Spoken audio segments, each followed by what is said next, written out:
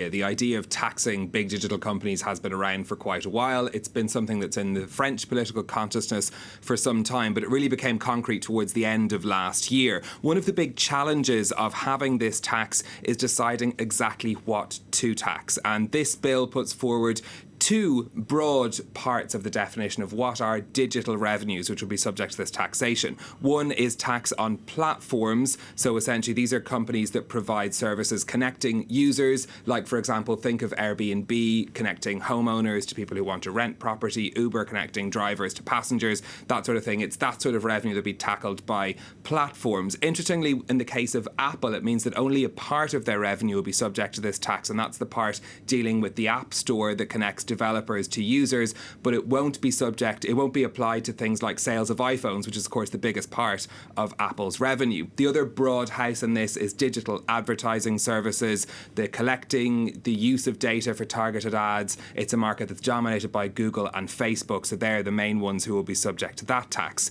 So that's what the tax is. The next question is who's going to pay it. The thresholds that have been set by this law mean that only the biggest players in the market will have to pay this.